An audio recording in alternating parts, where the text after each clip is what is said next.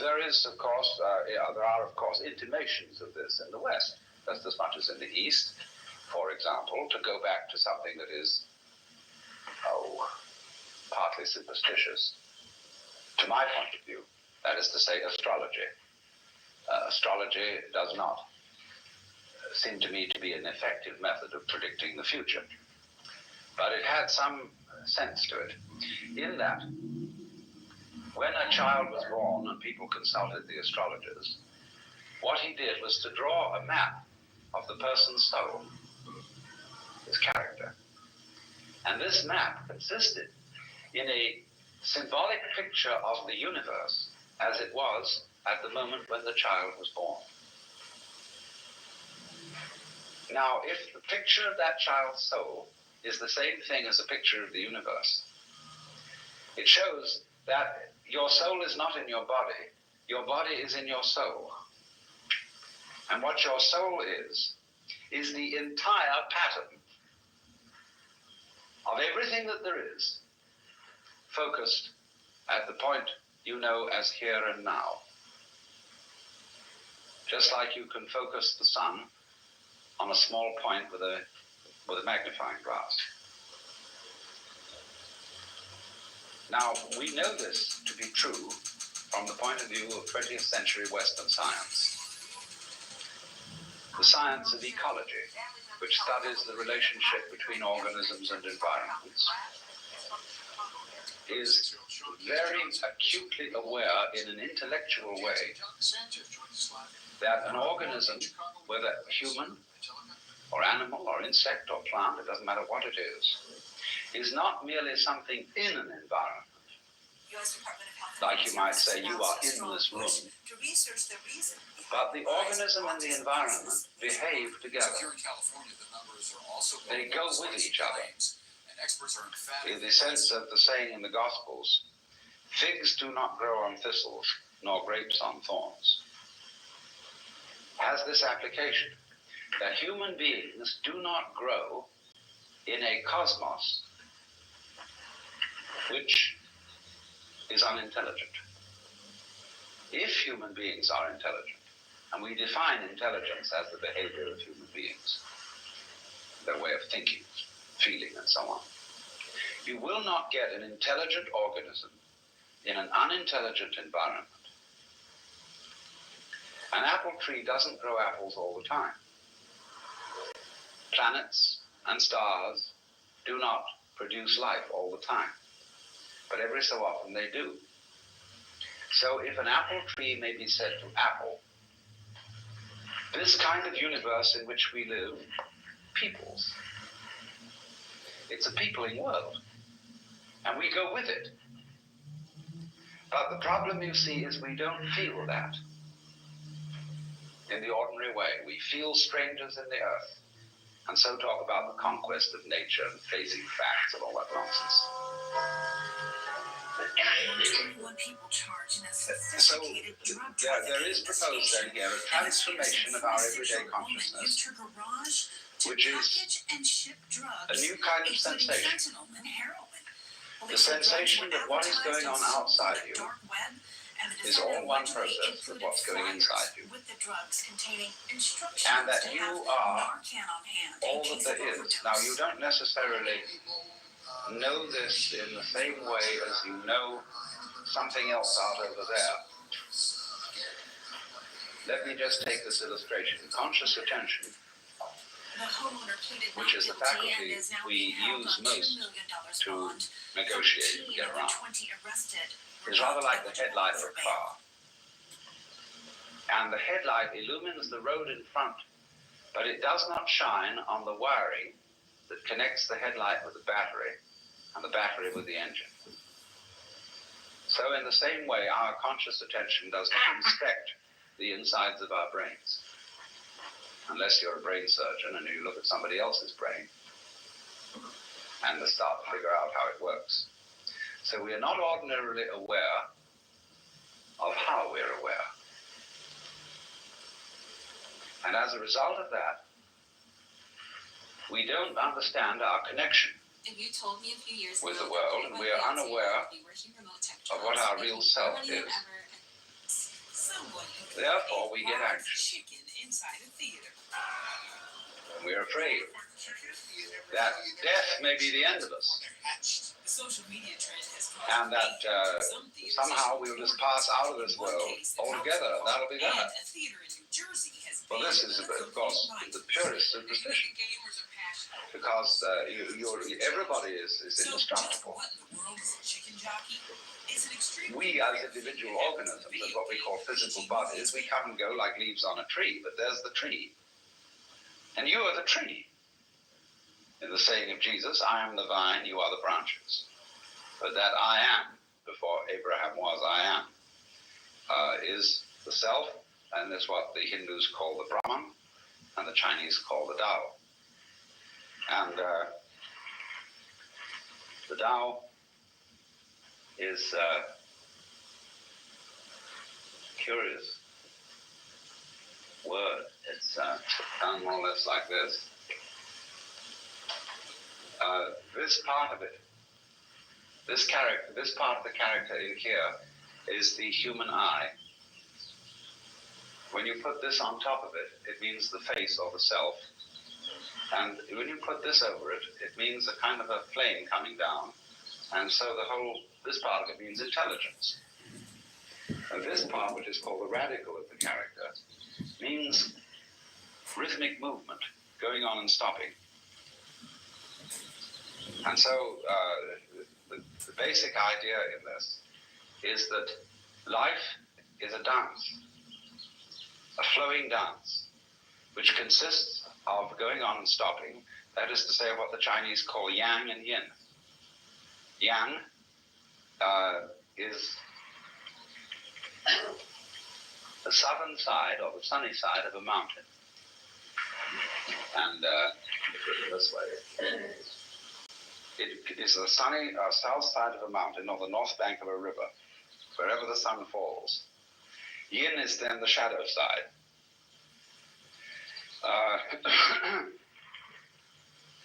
Now imagine a mountain with only one side. Nobody can. A river with only one bank.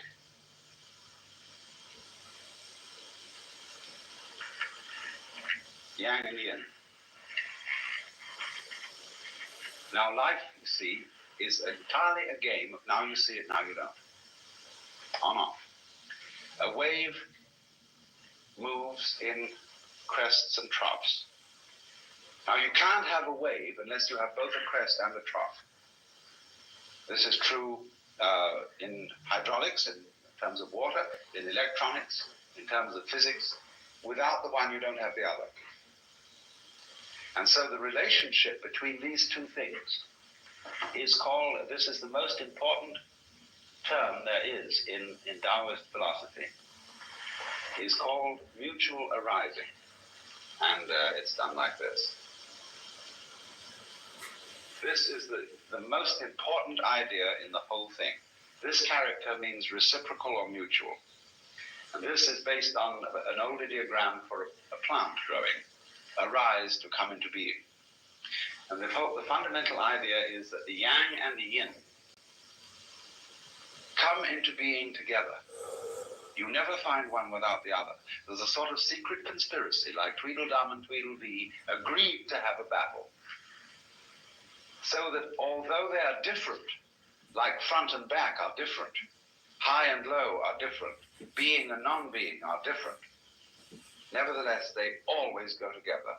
So that to be or not to be is not the question. See, it is the question for the West. For all existentialist thinking, to be or not to be, that really is the question. Therefore, man must necessarily be anxious, trembling always. The moment he knows that he is, he faces the possibility that he might not be. And so he trembles. But for Chinese thought, to be and not to be, this is a phrase from the Tao Te Ching. They put it this way. They have, see, I'm going to amplify this.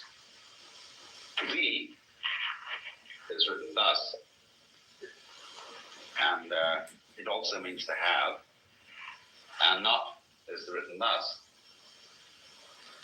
So, to be, not to be mutually come to arise. And now that's the point. Now, if you don't know that, you're anxious, because you're always afraid that the darkness or the not being side might win over the light or the being side. But once you get the secret that they are inseparable, and that you couldn't have nothing without something, you can't have space without solids, and you can't have sounds without silence. Because what we call sound, if you have a continuous sound, the sound of a note, is actually a vibration. And it's on, off, on, off, on, off, on, off at a terrific speed. So they see the world as the yang and the yin, the on and the off, as inseparable brothers or lovers, if you want to put it that way, because they always say the yang is male and the yin is female. Inseparable lovers that are always there, although they may move at different vibrations. For example, the vibration of a sound, the yang and yin alternate very rapidly. But in terms of the birth and death of galaxies, they go from our point of view very, very slowly. Billions and billions of years. But it's the same process. Long or short makes no difference. And you see, therefore, that constitutes the fundamental Chinese view of the world. The Hindus have the same thing in other terms, but we're not discussing that today. So, because of this, then, the individual person comes to feel that he is not something strange in this world. He comes to feel that he's an expression of it, and that the world is himself rather than his physical body alone. His physical body, yes, that's you, and it has a certain degree of independence. But it's an expression of the whole thing in the same way as a wave is an expression of the ocean. See, the ocean waves. It says, yoo-hoo, I'm here. So in the same way, the whole cosmos waves with you and says, hi. And to the other waves, hello, glad to meet you. But we are all really the one center, expressing itself, playing in an infinite variety of ways. Now then you say, well, what does this lead to in terms of practical consequences? Well, it leads to a respect for the external world as one's own body. It leads to knowing how to get with it, knowing how to do things, to act with the grain rather than against the grain. The most important lesson that ancient China has to teach the modern West, the modern technological West, is how to get with it. Because you see, we have in technology this fantastic power for altering not only the external environment, but for altering ourselves. We can, by technology, by neurological surgery, and by drugs, and all sorts of things, we can change our own brains and begin to interfere technologically with our own characters, let alone the external world, the way we push that around. So in order to do this properly, you have to have a non-hostile feeling between yourself and what you're going to control. You have to feel one with it. Now let me give you just a certain practical illustration of this. All over California, there is a vast building going on because we have to take care of a very rapidly expanding population. We live in an absolutely gorgeous natural environment. In a place like this, here it is, just beautiful. Now, the most asinine thing for us to do would be to live in this lovely environment and spoil it by living in it. That's ridiculous. So if you are a skillful architect who works on the principle of the tradition of Taoist and Zen architecture, You go to your environment, let's say it's this great hill here, and you say to it, good morning. And you even bow so to it and say, I want to live here, but what kind of house would you like to have on you? Well, the hill says, I would like a house that will disrupt me as little as possible, because I have a game going on here. I have a huge complexity of plants and insects and small animals that manage to keep this hill here. All these plants retain the hill. They prevent it from falling down. They prevent avalanches and all sorts of things like that. So the hill suggests to the sensitive artist or architect to build a house that does not interfere with the ecology of the hill. And so he thinks, now, how will I do this? And he comes up with a solution where the only alteration he need make to the hill is to build some sort of a road to the house. But actually what we're doing instead of that is we're going into our hills with bulldozers and we're terracing them so as to make room for houses that would be appropriate on flat land and put them in the hills. Now we need the flat land for agriculture. All flat land anywhere available in California should be farmed, and people should live in the hills. But in order to do that, we've got to understand how to treat hills. You see? So if you look at the way the hills on the north side and the east side of Kyoto have been civilized, why, they never did any of that thing. They have the most beautiful way of concealing houses in the hills so that you hardly know they're there. They don't have any bulldozers. And the way the farmers have adapted their land to the landscape and done contour farming in the hills, it's exquisite. So that a country of which 80% of the land is non-arable because it's mountain, has been made, in combination with the sea, 80% self-supporting. It's simply fantastic. They farm the sea, they eat seaweeds and things that we don't eat. And all along the California coast, there is a fantastic abundance of uneaten food. Kelp. If you know how to cook it, it's just great.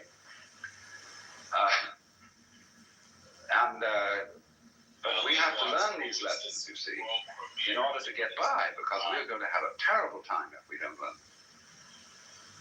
So this is the principle that is called in Taoist philosophy Wu Wei. And this, again, second to this other expression here that I gave you, mutually arising. Wu Wei, we'll do it this way, Wu. Again, this is the not character, the negative. Way. This means not to force things. That's the best English translation I've come to. It's sometimes translated not doing, no artificiality, no interference. But our word forcing, as when a forced laugh, forcing a lock, forced behavior, forced kindness, forced love, in that sense forcing. Don't force it. So it means action in accordance with the character of the moment and of the circumstances in which you're acting. You see, you can't not interfere with the world. Everything you do interferes with your environment. And nobody knows this better than a chemist or physicist, because he realizes, especially the physicist, that whenever he so much as inspects the behavior of electrons, the things he has to do to inspect their behavior alter the way in which they behave.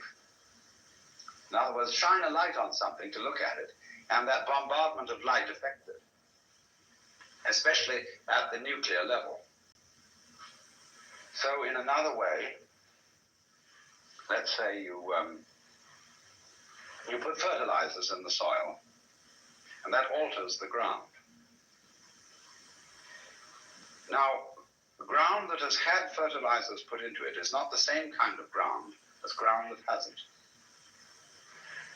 You understood the ground before you put the fertilizers in it and decided what to put in. But after you put it in, you've got to study it all over again to see what's happened, to know what to do next time. And you see this constantly keeps moving. To know things is to change them. You cannot not interfere. So the idea is to learn how to interfere skillfully. That's the meaning of Wu Wei. Now then, there comes one other term that I have to discuss with you. That is, this thing is you see, mutually arising. In other words, everything goes together.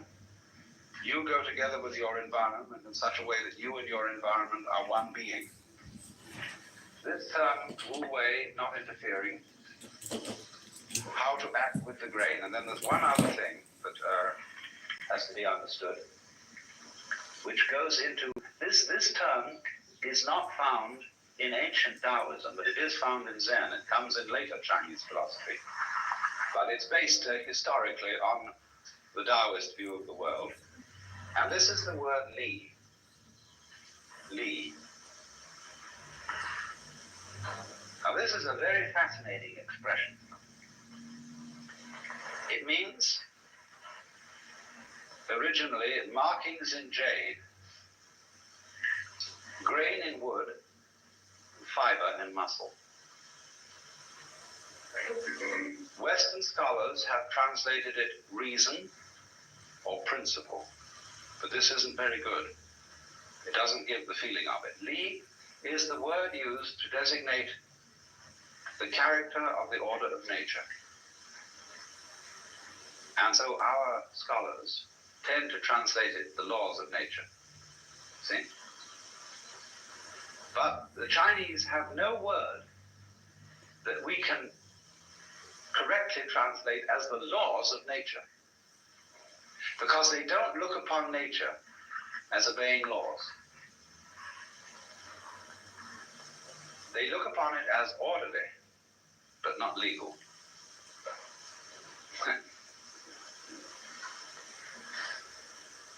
They do have a word for law. The word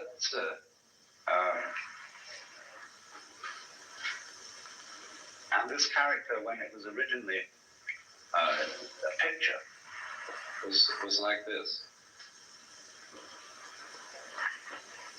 That is a sacrificial iron cauldron with a knife beside it.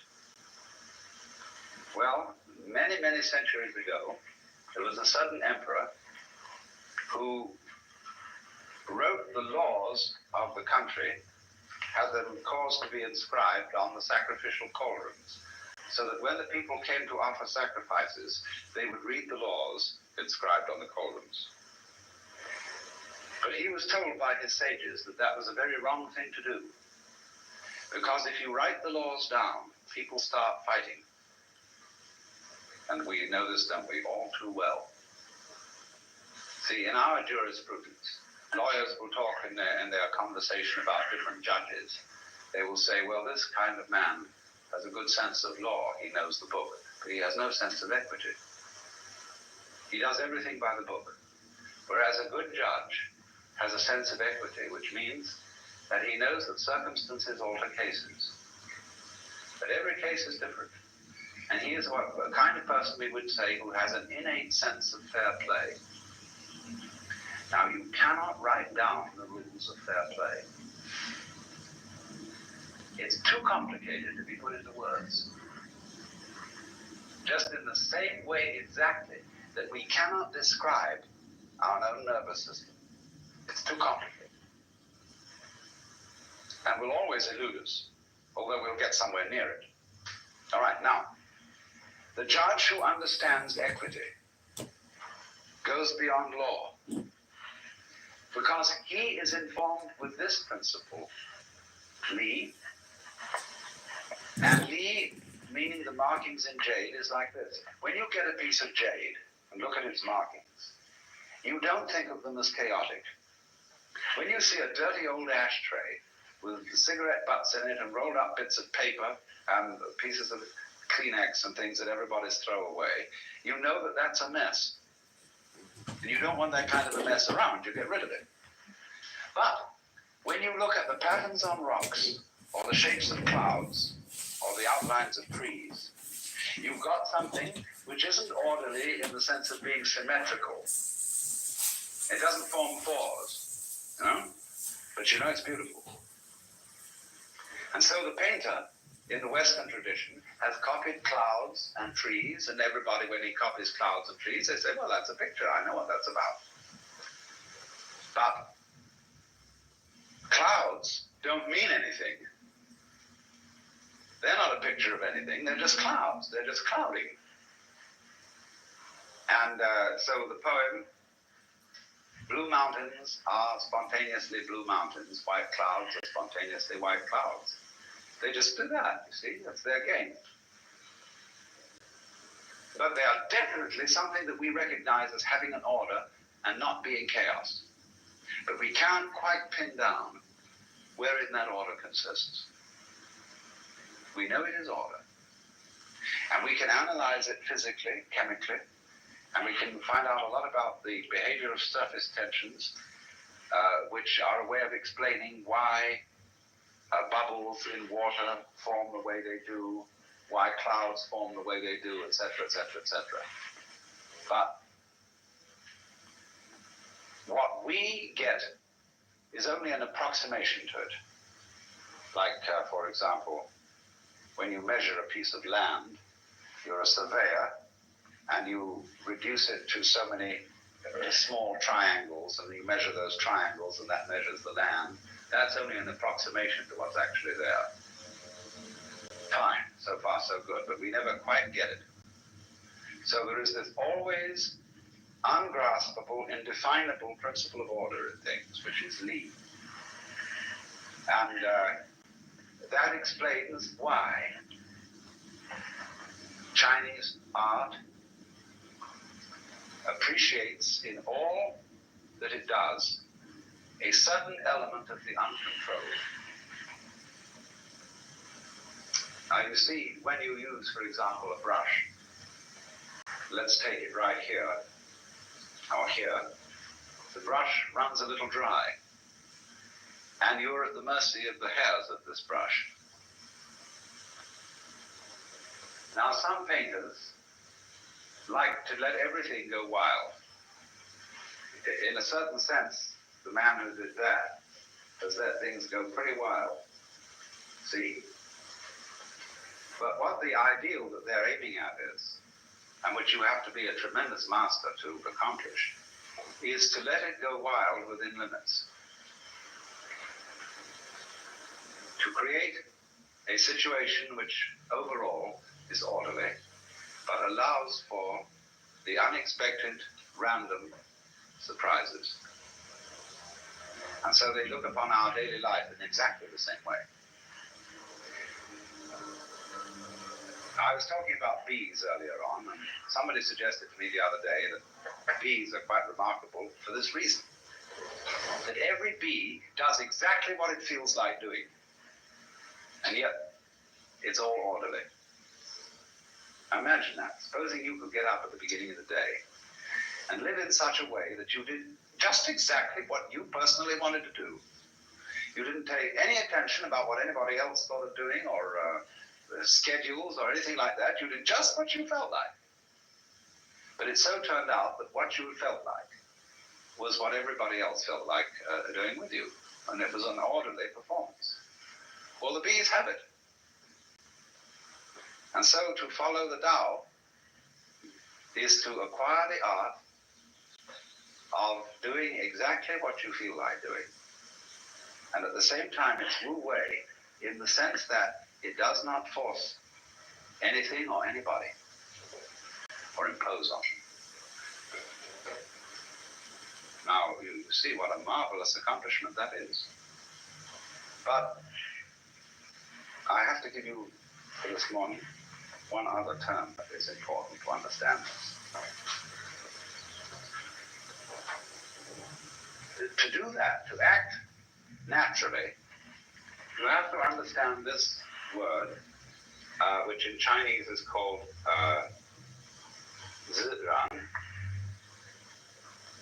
That which is so, this means so, this means self.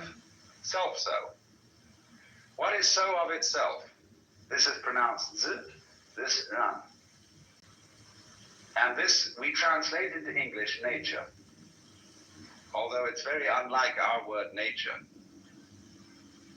It means what happens without being shoved, without being forced. What is so of itself?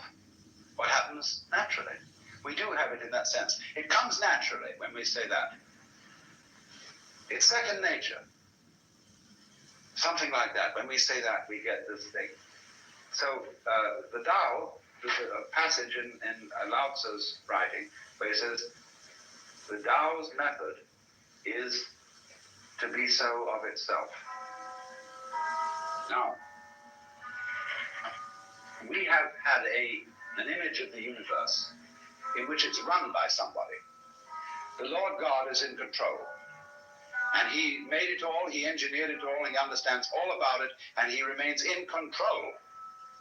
The Chinese is exactly the opposite. It looks upon the universe as not being in control at all, but as being perfectly orderly of itself. So he says the great Tao flows everywhere, both to the left and to the right. It loves and nourishes all things, but does not lord it over them. And when good things are accomplished, it lays no claim to them. So there's a poem in Zen which says, entering the forest, he does not disturb a blade of grass. Entering the water, he doesn't make a ripple. Because he was so in accord with the scene, and he flowed so easy through it, that nobody noticed. When there's a piece of calligraphy on the other side of that board there, which is done by Saburo Hasegawa. It's the Chinese characters, 1, 2, 3. And hung this up in my office and said to Hasegawa, well, Dr. Suzuki is coming tomorrow, and I'm going to have this up here for him to see. Dr. Suzuki, as you know, is the great Zen scholar. And Hasegawa said, I hope he won't notice it. And you know, this wasn't modesty. Saying if I had done it really well, he wouldn't notice it. So there's a kind of anonymity in this.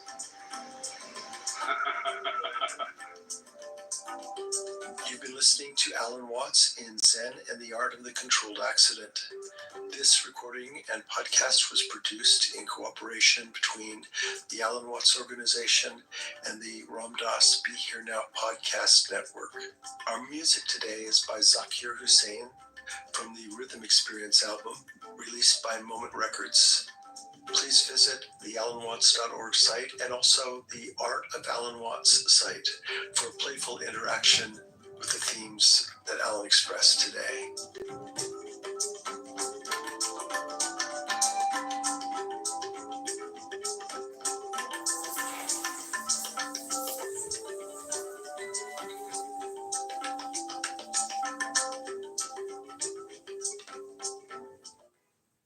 I'm about to give my mom the surprise of her life. Let's see if she forgives me. Mother, where are you? I'm in the closet.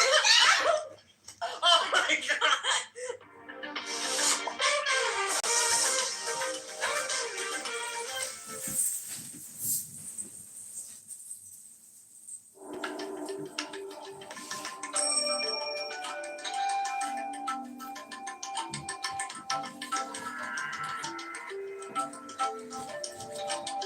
Welcome to Being in the Way. I'm your host, Mark Watts, and this is the Alan Watts Podcast.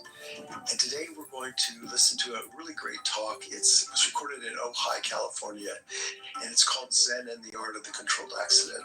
And it really dives deeply into my father's aesthetic appreciation of Zen. And to celebrate this, we've also created a new web presence called The Art of Alan Watts. And you can find it linked from the alanwatts.org website. But you'll be able to experience some of the materials that inspired him, and then also contemporary interpretations and posters and all of that. So in this way, we're celebrating my father's appreciation of Zen aesthetics, and invite you to join us to look around and see what's going on. And so now for today's podcast, Zen and the Art of the Controlled Accident, recorded in Ojai, California. Here's Alan Watts.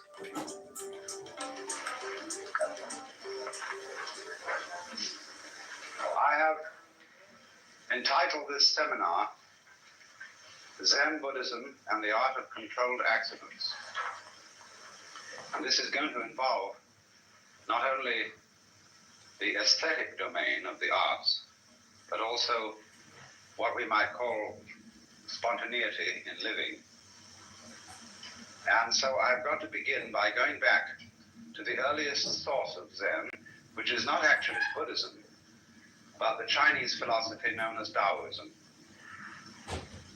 The way of the Tao, that is spelled in English T-A-O, but by Mandarin speakers pronounced approximately Tao.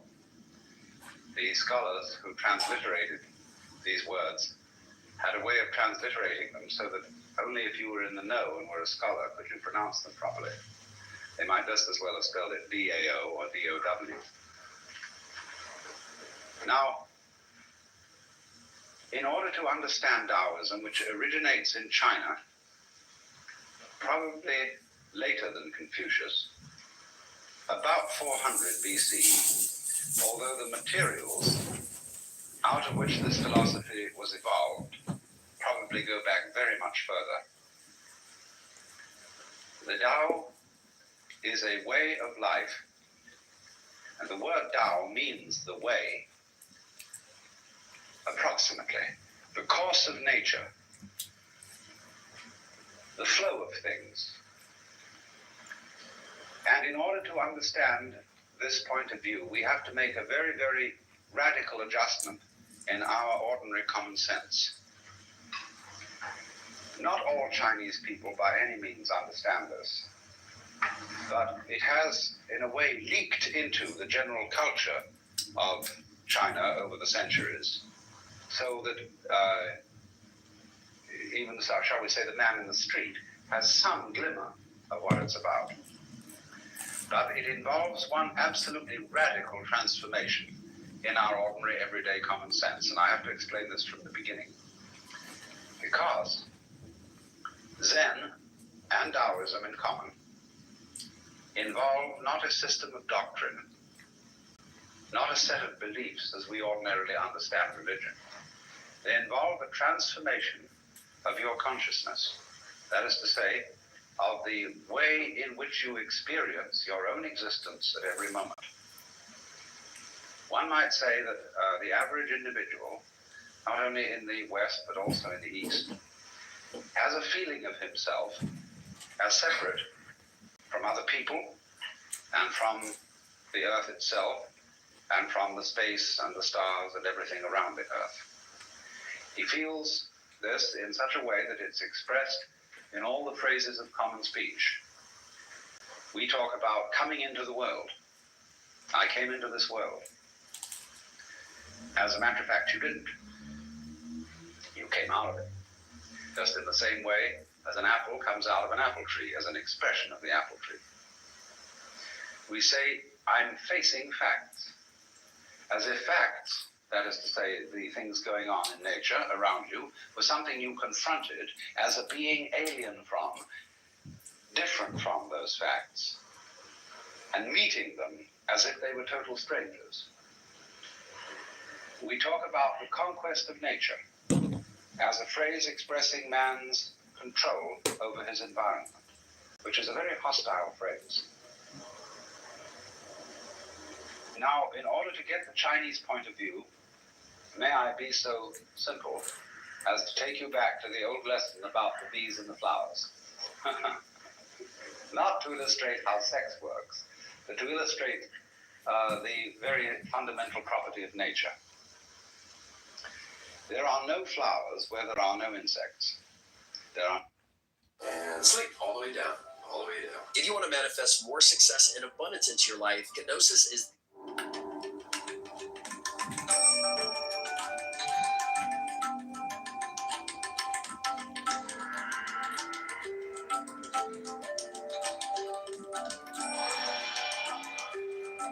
Welcome to Being in the Way with Alan Watts. I'm Mark Watts, your host, and today's talk is on being God, which was recorded in 1971 in New York City at a conference on Western therapy and Eastern religions. Like last week's talk, Zen Bones, it's a big hall presentation given to hundreds of people who attended the conference.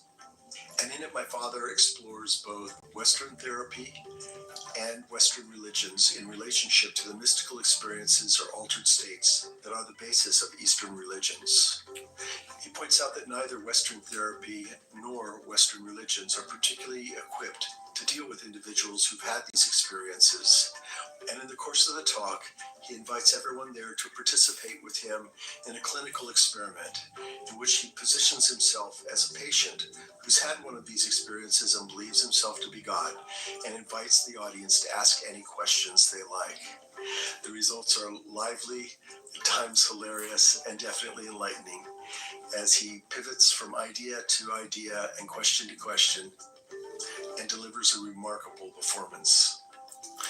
And now here's Alan Watts in On Being God.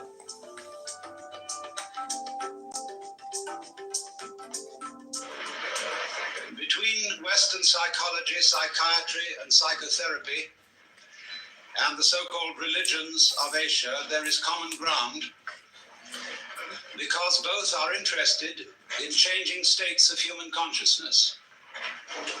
Whereas institutional Western religion, Christianity, Judaism, and even Islam are relatively less interested in this matter. Western religions are more concerned with behavior, doctrine, and belief than with any transformation of the way in which we are aware of ourselves and of the world. But this matter concerns psychiatry and psychology very much. Only those states of consciousness which are not normal are usually treated in Western psychology as being in some way sick.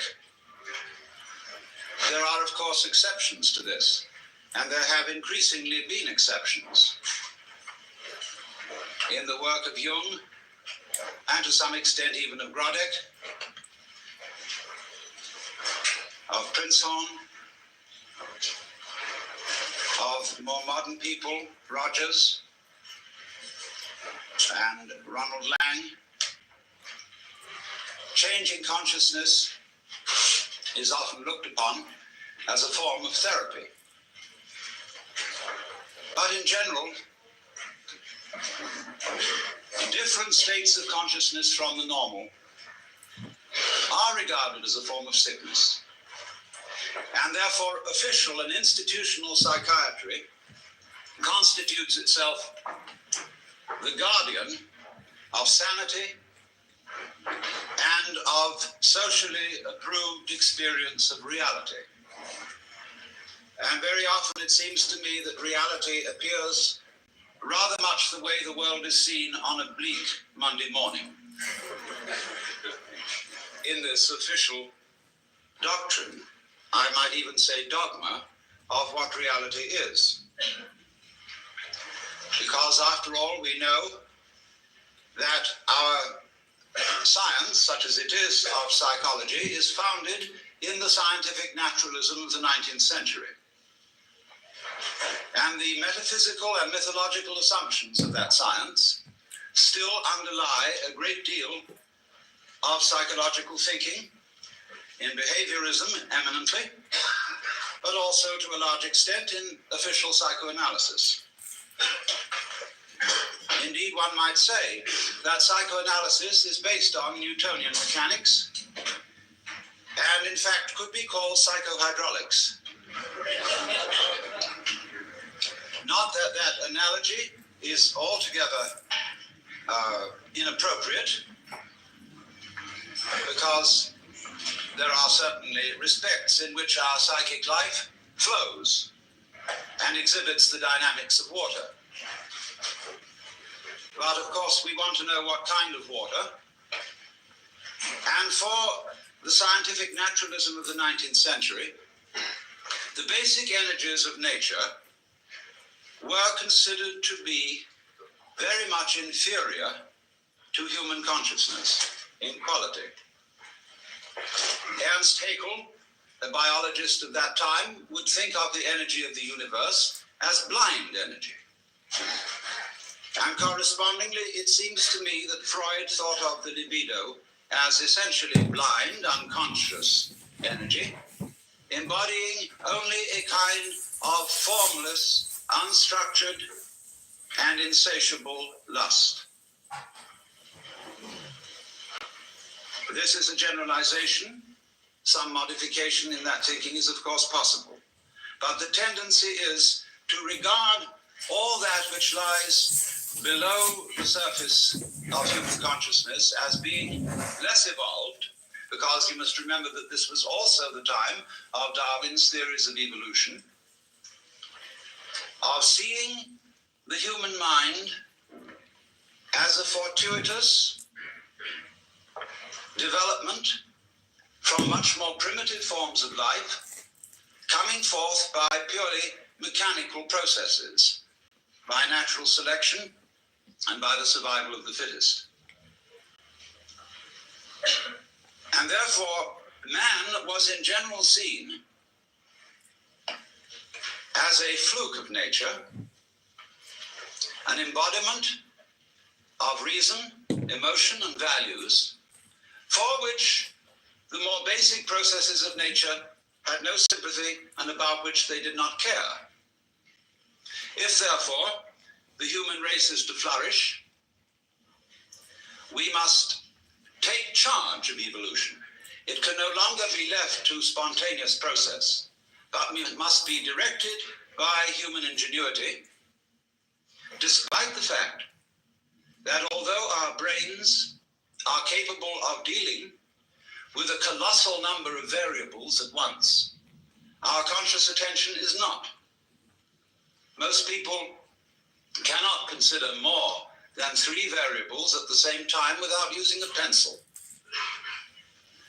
And this shows that in many ways the scanning process of man's conscious attention is very inadequate for dealing with the infinitely many variables, the multidimensional processes of the natural universe.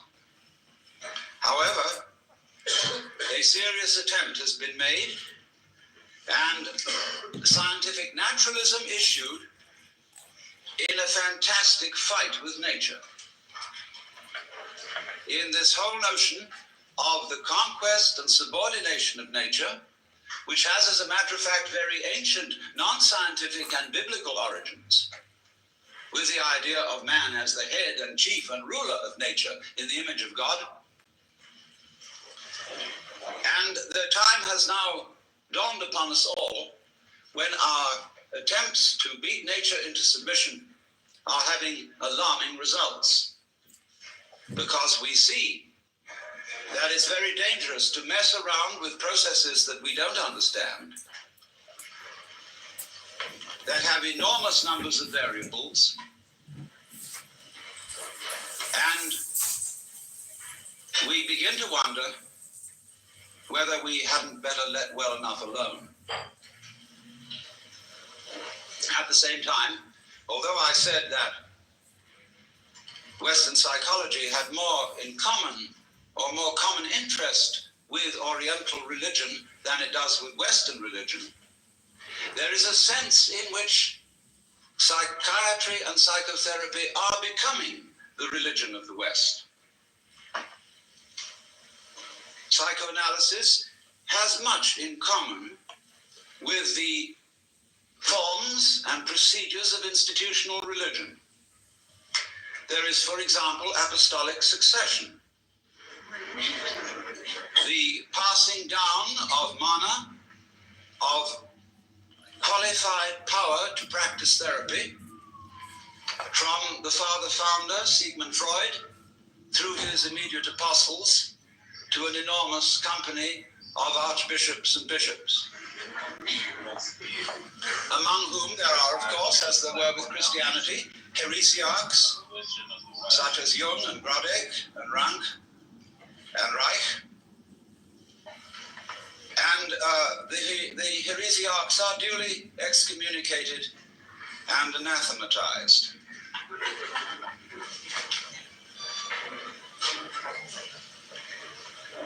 There are rituals, as there are also rituals with religion.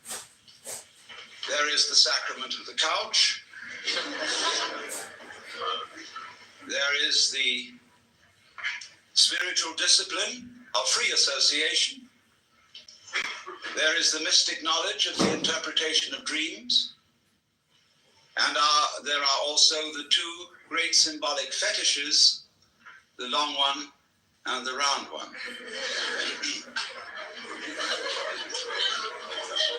Now, it's extraordinarily easy to make fun of all this.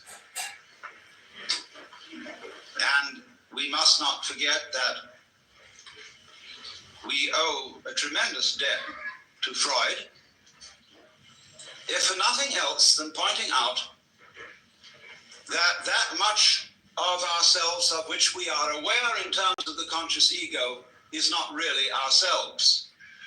It is something superficial. However we define its nature, it is superficial.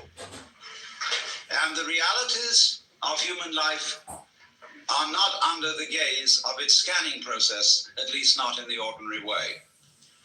And that was a tremendous revelation. There's no question about that. But one sees troublesome signs when the doctrines and processes of psychiatry, psychoanalysis, and so forth become officialized. And I think Thomas Sass, in his books, The Myth of Mental Illness and The Manufacture of Madness, is pointing out something extremely important to us, which is that, in effect, the psychological official of today is the priest, and that he is beginning to exercise the same sort of controls over human life as were exercised by the church in the Middle Ages. So that a professor of psychiatry at Columbia or Harvard or Yale medical schools has today the same sort of intellectual respectability and authority as the professor of theology at the University of Toledo or Padua would have had in the year 1400. Now you must realize that the theologians of those days not simply believed in their cosmology and the theology, they almost knew it was true in the same way that our scientists know certain things to be true. Despite the fact that they change their opinions very often, while they hold them, they have in effect the force of dogma, as witness the anathematization of Velikovsky for his uncomfortable ideas. And therefore, there are heresies existing today which are persecuted in the same way as heresies were persecuted by the Holy Inquisition. And they are persecuted out of kindness, in exactly the same way that the Holy Inquisition persecuted heresy out of kindness and deep concern for human beings. That is unimaginable to us, but it was so. For after all, if you seriously believe that someone who did not hold the Catholic faith and who voluntarily rejected it would be tortured physically and spiritually forever and ever and ever in hell, you would resort to almost any means to preserve a fellow human being from such a fate, especially if the complaint or disease of heresy from which he suffered was infectious. You would first of all reason with him. And if he was not responsive to reason, you would resort to abuse and to forceful argument. And if he was not responsive to that, you would give him shock treatment and bang him about. If that didn't work, the thumbscrew and the rack and the Iron Maiden.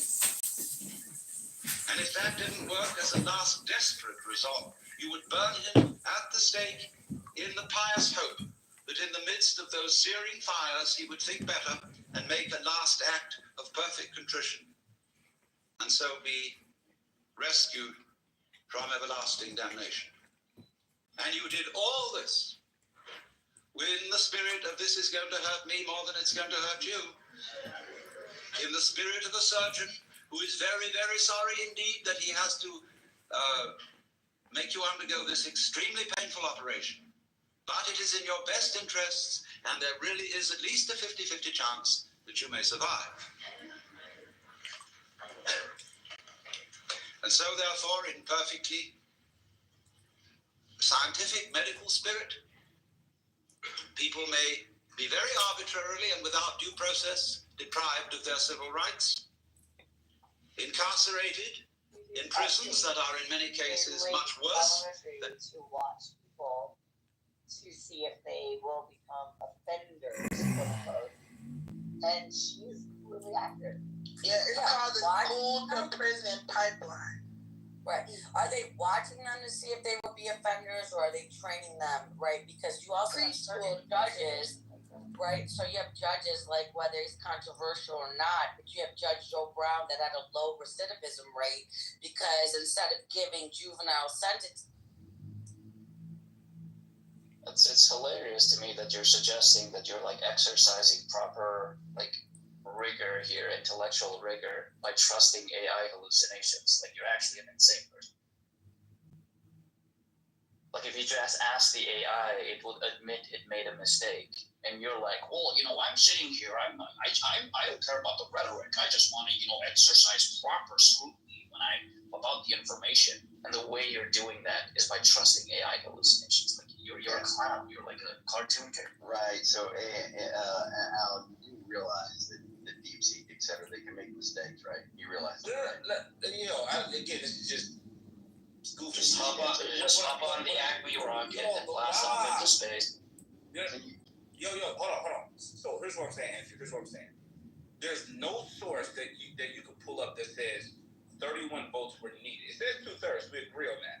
But what I'm saying is, so you're gonna have places that might say 33 was needed. You might